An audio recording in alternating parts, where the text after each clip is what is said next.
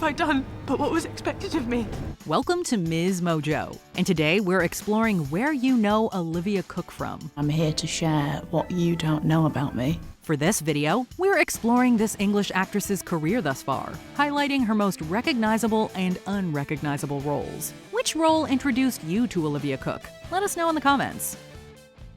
Although Olivia Cooke has been popping up in TV and film for nearly a decade, you might initially struggle to identify where you've seen her before. Part of that is because she's been hidden behind a nasal cannula, a CGI avatar, and an American accent. I don't want to sit down, just tell me what's going on. Lane, sit down. I don't want to sit down, someone tell me what's going on! This might have stalled her from becoming an overnight household name, but it's also a testament to her range as an actress. More audiences are taking notice of Cooke's seamless ability to transform between roles, solidifying her as one of this generation's most promising and versatile young stars. If we play the game and nothing happens, then I'll never bring it up again. But I really want to try, so will you guys just do this with me? Something's cooking. Born in Oldham, Greater Manchester, Cooke caught the acting bug at age 8 when she started performing at her hometown's Oldham Theatre Workshop. Year after year, Cooke was part of the ensemble, although she had a blast with every production. Cooke couldn't help but be disappointed that she was never the lead. Injustice makes me angry. Yeah, when I see injustice, that makes me really angry. Even if it's just like trivial injustice, it really gets my goat. Cooke confessed that maybe she, quote, enjoyed the ensemble too much, often messing around in the background. At school, a 17-year-old Cooke finally got her big break as Maria in West Side Story. I don't know if I've got the lung capacity for something high voltage all the time. Recognizing her potential, Oldham cast Cooke as the lead in Prom the Musical, a fresh spin on Cinderella. As much as Cooke loved the theater, she felt better suited for TV, which is where her career took her. My advice to my younger self would be to take a chill, have a rest, don't take it all too seriously, remember to have fun. Welcome to the Bates Motel.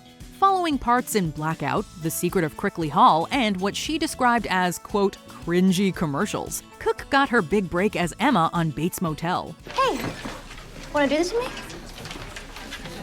Yeah, okay. Good. In this modern reimagining of Psycho, Cooke played Emma Ducote, a girl with cystic fibrosis. Believing her time is limited, Emma is mature beyond her years, but also lonely, which draws her to fellow outsider Norman Bates. You know, you always seem distracted, like I could never have you there in the moment. It always seemed like you were with someone else, even when you were with me.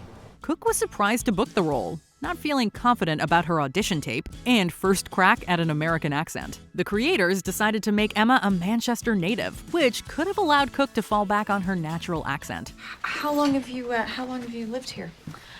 About 5 years. My dad was a professor in Manchester. Like co-star Freddie Highmore, Cooke put on such a convincing American accent that most audiences didn't realize her UK roots. From one dying girl to another, Cooke started to develop a scream queen reputation, hitting the big screen in The Quiet Ones, the sci-fi thriller The Signal, and the box office hit Ouija. Cooke branched out like never before as the titular dying girl in Me and Earl and the Dying Girl. Look, I don't want you hanging out with me. I don't need your stupid pity. It's fine, you can just go. At first, this might not seem like a stretch, as Cooke already played one girl with a serious medical condition. Although there were risks of being typecast, Rachel Kushner is much different than Emma. Protagonist Greg is also a far cry from Norman. Word. Is that a Black Power salute? No, I was going in for a fist bump. I can't fist bump you from up here. Yeah, no, I realize that. Dying from leukemia, Rachel's rekindled friendship with Greg stems from pity and awkward obligation. As they spend more time together, their relationship develops into something heartwarming, profound, and quite funny despite the dire circumstances. Do it in front of me. Apply to Pittsburgh State. What if I say no? I have stage 4 cancer. So that'd be a pretty dick move. Although she had several credits already, Me and Earl and the Dying Girl convinced Cooke that she might be cut out for this acting thing. She would continue to shine as a leading figure in The Limehouse Golem, Katie Says Goodbye, and Thoroughbreds. I'm better at applied skills. I have business savvy. Totally. I think my best option at this point would be to skip college and just sort of Steve Jobs my way through life. In the latter black comedy, Cooke played Amanda, an emotionally disturbed teen who brings out the dark side fighting to get out of Anya Taylor-Joy's Lily. Cooke keeps the audience guessing as her character who claims not to possess any emotions. So you basically have to learn all the automatic processes that get triggered when you cry and then sort of manually generate each one. Feeds back to the brain and then the tears just come naturally. If that's the case, though, what do you call Amanda's dynamic with Lily? A sick game or a beautifully twisted friendship? Live a meaningless life. No. You're a great friend. Ready for the big time. On the heels of several small-budget films, Cooke rose to another level of mainstream recognition in Steven Spielberg's effects-heavy adaptation of Ready Player One. Cooke beat out the likes of Elle Fanning and Lola Kirke for the part of Artemis, a gamer and pop culture junkie who teams up with fellow Gunter Parzival. Some people can read War and Peace and come away thinking it's a simple adventure story. Others can read the ingredients on the back of a chewing gum wrapper and unlock the secrets of the universe. Lex Luthor. Cool. While much of the film takes place in the digital world of the Oasis, Artemis wasn't merely a voiceover role. Cooke performed her own motion capture, an experience she described as, quote, liberating. Most of the production required Cooke to use her imagination, with the environment around her being added later. This isn't what I really look like. This isn't my real body. Or my real face. The effects artists also deserve credit, but every expression Cooke brings to Artemis could not feel more genuine. That is not funny. Oh, God. Oh, God. Although Artemis beams with confidence in the Oasis, her real-life alter ego of Samantha Cooke is insecure about a facial birthmark. You have a birthmark. So what? Why would that scare me? Cooke gives a layered performance as the spunky action heroine, the shy nerd behind the avatar, and the person where these two personas intersect. The Oasis needs you. I'm gonna delay them. Wait, no, wait!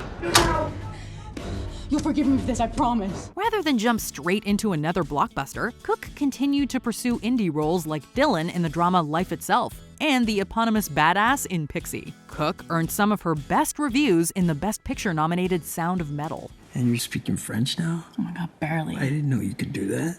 Well, I've mostly forgotten, but it's coming back a little. Metal and Iron. In a supporting role, Cooke played Lou, the bleached-eyebrowed girlfriend of Riz Ahmed's Ruben. Considering that Cooke comes from a musical theater background and even popped up in a video for One Direction's Autumn Term, it's surprising that she hasn't taken on more music-centric roles. As Ruben clings to what he's lost, Lou starts a new chapter. I need you to write to me, okay? Yeah, will you write me? Will you tell me you're okay? Her evolution is not only reflected through a physical transformation in the third act, but also through a change in musical styles. Going from heavy metal to Cet amour me tue, Lou matures as a person and an artist. S'effacent les couleurs entre quatre murs. Having lost his hearing, Ruben might not be able to appreciate Lou's angelic voice, but it finally dawns on him that what they had is over. You saved my life. You made it beautiful. It's okay.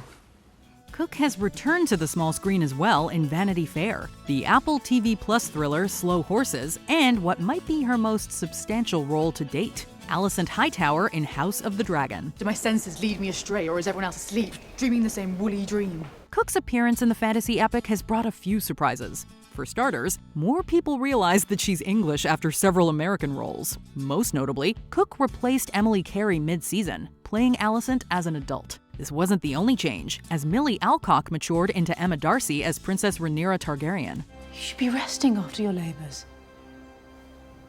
I have no doubt that you would prefer that, Your Grace. You must sit. To pull something like this off halfway through season 1 was a bold move, as audiences had grown accustomed to Carey and Alcock. From the moment she arrives on screen, though, the audience has little trouble accepting Cooke as a grown-up Alicent. Forever upholding the kingdom, the family, the law. Will you flout it all to do as you please? Alicent, let her go! Before we continue, be sure to subscribe to our channel and ring the bell to get notified about our latest videos. You have the option to be notified for occasional videos or all of them. If you're on your phone, make sure you go into your settings and switch on notifications. During her youth, Alicent's father treats her like a pawn in his political aspirations. By the time Cooke enters, Alicent has developed into a craftier, more cynical, and more ambitious player in the Game of Thrones. As things stand, Rhaenyra will ascend the throne and Jacaerys Targaryen will be her heir. So? You are nearly a man grown. How is it that you can be so short-sighted? Her friendship with Rhaenyra also morphs into a rivalry as tensions simmer and eventually begin to boil over between the two. And now you take my son's fight. And to even that you feel entitled. Exhausting, wasn't it? Hiding beneath the cloak of your own righteousness. But now they see you as you are. Although the showrunners described Alicent as, quote, a woman for Trump, Cooke sought to flesh out the character and unearth her humanity. This nuanced approach has made Alicent one of the show's most complex and compelling characters. We can only hope that Cooke remains on House of the Dragon for a while. As far as her career is concerned, though, Cooke is acting royalty, and the world is her Iron Throne. The day will doubtless come when I require such a friend. With not only skill, but discretion as well. I shall await your call, my queen. Check out this other recent clip from MsMojo, and be sure to subscribe and ring the bell to be notified about our latest videos.